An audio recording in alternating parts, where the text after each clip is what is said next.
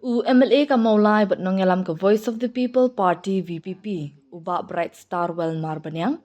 Ula Kyntait halor ki khubor ki bakam ba President ka party Bah Ardent basayman.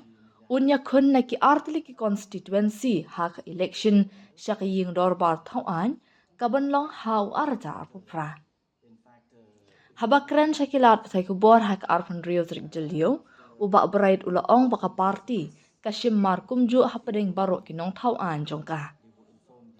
Kamdan satya kebakum kata, kini baro kidai tangki kubor hamsaya, balapan priang dagi kinhuan kibayalek persya ulaong, haba benrap bakajing ay tiket na kebentak election arjar apupra kasyong hakarai jongka party. Ngadai UMLA ka Mawlai, bat ngan mi banyakun hau arjar apupra lada ka party kadang syani hanga ulaong. Ulaong ru, Bah Ardent udai UMLA kanong krem. Lada ka party kadang syani ahu, haka election arjar pra, unmi banyakun. Lem kumta, wat Bah Ardent ummi banyakun lada ka party kasyam ba umbiang satya. Uba berait ula kedauru baka VPP kam ken sim kerpang ya kino ngalam. Kata kadang kanong rem ke baka party ka yang.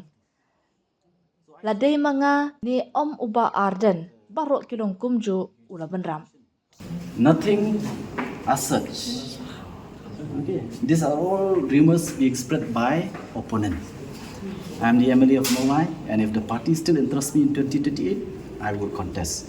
And Bah Ardent is the MLA of Nongkrem. If the party still interests him for 2028, he'll contest. Otherwise, even Bah Ardent also, if the party does not find him fit, he won't be contesting. That is the stand of the party. It's not me, it's not Bah Ardent, everyone is the same.